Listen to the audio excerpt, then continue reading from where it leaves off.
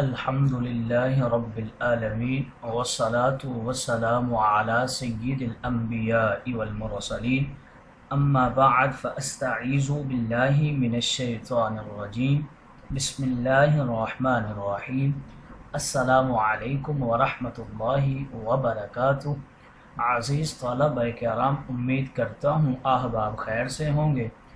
انشاءاللہ آج ہم مشکات المصابیح کے درس نمبر 184 میں باب الجلوس والنوم والمشی فصل ثانی سے حدیث نمبر 4718 سے لے کر 4722 تک پڑھنے کی سعادت حاصل کریں گے۔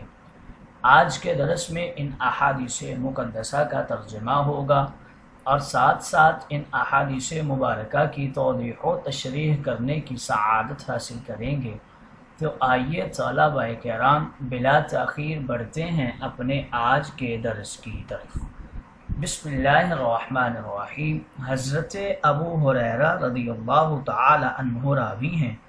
وعن ابی ہریرہ قال رأى رسول اللہ صلی اللہ علیہ وسلم رجلا مضطجعا على بطنه فقال ان هذه دجعة لا يحب اللہ، رواہ الترمذی۔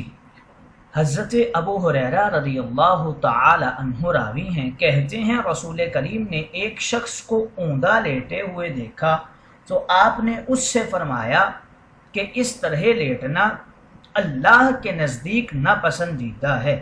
یہ ترمذی کی روایت ہے۔ گویا پیٹ اور منہ کے بل لیٹنا اللہ تعالیٰ کے ہاں مبغوض ہے۔ دجعہ لیٹنے کو دجعہ کہتے ہیں۔ لیٹنے کی یہ کیفیت اللہ تعالیٰ کے ہاں مبغوض ہے۔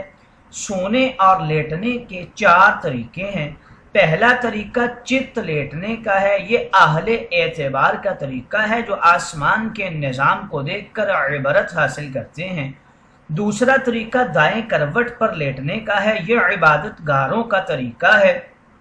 اس میں دل لٹکا رہتا ہے تو نیند کچی ہوتی ہے، تو عبادت کے لیے اٹھنا آسان ہوتا ہے۔ اور تیسرا طریقہ بائیں کروٹ پر لیٹنے کا ہے۔ یہ طریقہ آرام کے طلبگاروں کا ہے۔ اس میں دل نیچے دب کر رہ جاتا ہے تو نیند خوب غفلت کے ساتھ آتی ہے۔ اور چوتھا طریقہ اہل نار کا ہے۔ یہ لوگ پیٹ اور منہ کے بل اوندا ہو کر لیٹتے ہیں۔ اس حدیث میں اسی طرح لیٹنے کو منع کیا گیا ہے کیونکہ دوزخ میں دوزخی اسی طرح ہوں گے۔ آئیے اگلی حدیث مقدسہ کی طرف بڑھتے ہیں۔ حضرت یعیش بنت خفا رضی اللہ تعالی عنہ راوی ہیں۔ وعن یعیش بن تخفۃ بن قیس الغفاری عن ابیہ وکان من اصحاب الصفۃ قال بینما انا مضطجع من السحر على بطنی اذا رجل يحركني برجله فقال ان هذه دجعة يبغضها الله فنزلت فاذا هو رسول الله صلى الله عليه وسلم، رواه ابو داود۔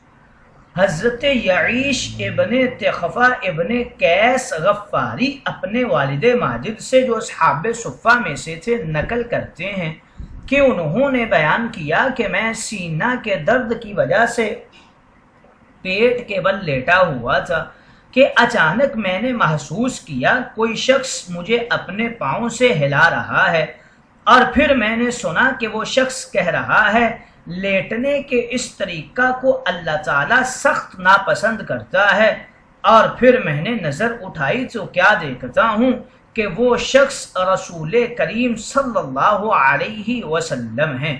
یہ ابو داود اور ابن ماجہ کی روایت ہے۔ من السحر، سحر یہ سینے کے درد کو کہا گیا ہے۔ اصل میں سحر پھیپھڑے کو کہتے ہیں، یہاں سینے کا درد مراد ہے۔ یعنی اس مجبوری سے میں منہ کے بل سو گیا تھا۔ اگلی حدیث مقدسہ کی طرف بڑھتے ہیں۔ حضرت علی بن شیبان رضی اللہ تعالی عنہ راوی ہیں۔ وعن علی بن شیبان قال قال رسول اللہ صلی اللہ علیہ وسلم من بات على ظهر بيت لیس علیہ حجاب وفی روایت حجار فقد برئت منہ الذمہ رواہ ابو داود وفی معالم السنن للخطابی حجی رواہ ابو داود۔ حضرت علی ابن شیبان کہتے ہیں کہ رسول کریم نے فرمایا جو شخص رات میں گھر کی ایسی چھت پر سوئے جس پر پردہ نہ ہو، اور روایت میں یوں ہے کہ جس کے گرد رکاوٹ والی چیز نہ ہو، تو اس سے ذمہ جاتا رہا۔ یہ ابو داود کی روایت ہے، اور خطابی کی کتاب معالم السنن میں لفظ حجاب کی بجائے لفظ حجی ہے۔ گویا اس حدیث مقدسہ میں اس بات کی طرف اشارہ ہے کہ چار دیواری یا پردہ کے بغیر چھت پر سونا منع ہے۔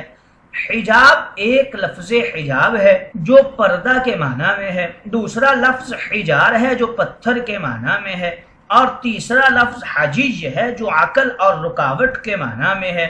مطلب یہ ہے کہ جس چھت پر چار دیواری یا کوئی مندیر یا پردہ نہ ہو اور کوئی آدمی رات کو اس پر سوتا ہو تو ایسا نہیں کرنا چاہیے، کیونکہ ہو سکتا ہے کہ نیند میں یہ آدمی کروٹیں بدل بدل کر چھت سے گر جائے اور نیچے ٹکڑے ٹکڑے ہو کر مر جائے۔ الذمہ، اللہ تعالیٰ نے انسان کے جسم کے تحفظ کے لیے فرشتے بھی مقرر فرمائے ہیں، اور اس تحفظ کے راستے اور طریقے بھی بتائے ہیں، اور شریعت نے بھی اس کی تعلیم دی ہے۔ اب جب کوئی شخص ان تمام طریقوں کو نظر انداز کرتا ہے تو شریعت کے تحفظ کی ذمہ داری بھی اٹھ جاتی ہے۔ اب یہ شخص اپنے آپ کو ملامت کرے، اپنے گرنے کی نسبت کسی اور کی طرف نہ کرے، یہ الزام نہ لگائے کہ میں مسلمان تھا، اسلام نے اس مقام پر میری رہنمائی نہیں کی۔ اگلی حدیث مقدسہ کی طرف بڑھتے ہیں۔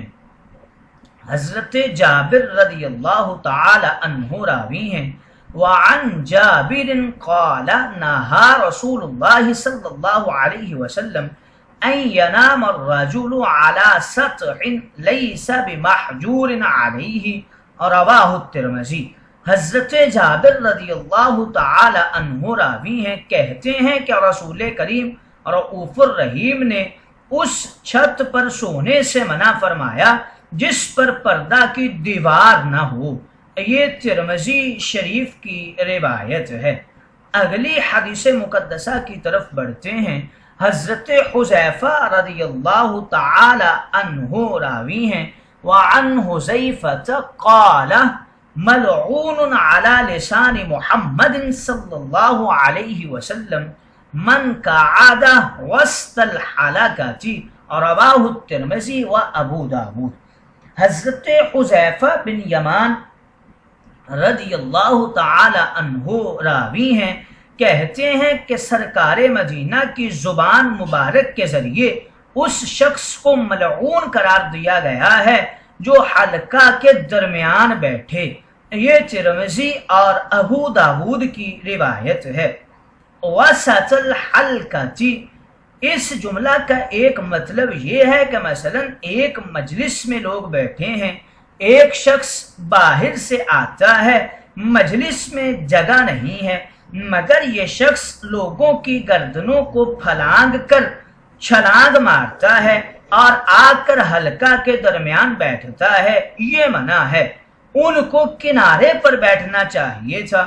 اس جملہ کا دوسرا مطلب یہ ہے کہ ایک حلقہ ہے، اس میں لوگ بیٹھے ہیں اور ایک دوسرے سے آمنے سامنے بات کرتے ہیں، اتنے میں ایک شخص آتا ہے اور ان کے درمیان بیٹھ جاتا ہے اور ان کے درمیان حائل ہو جاتا ہے، رکاوٹ بن جاتا ہے، جس سے ان لوگوں کو ایذا پہنچ جاتی ہے، کیونکہ ان کے درمیان پردہ اور خلل پڑ جاتا ہے، اس لیے یہ منع ہے۔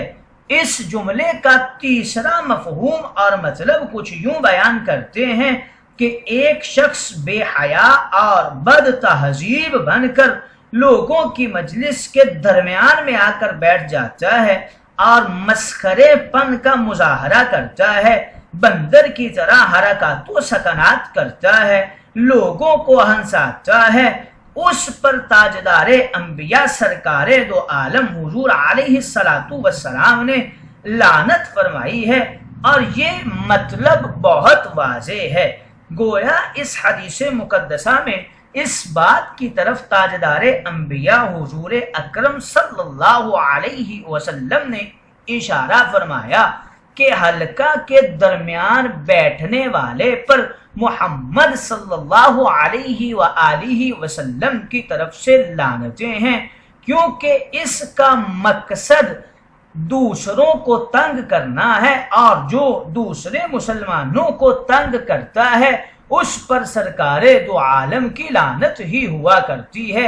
اسی لیے حلقہ کے مابین بیٹھنے والے پر تاجدار انبیاء حضور انور علیہ السلام آپ نے لعن طعن فرمائی ہے۔ اسی لیے ہمیں چاہیے کہ ہم ایسے قبیح عمل سے بچیں، اور مجلس میں یا مسجد میں یا اجتماع کی جو بھی جگہ ہو وہاں پر جہاں جگہ ملے ہمیں بیٹھ جانا چاہیے، لوگوں کی گردنوں کو نہیں پھلانگنا چاہیے، اور نہ ہی وسط حلقہ میں جا کر بیٹھنا چاہیے۔ یہ نہ ہو کہ کہیں ہم بھی حضور علیہ السلام کی لعنتوں کے مستحق ہو جائیں۔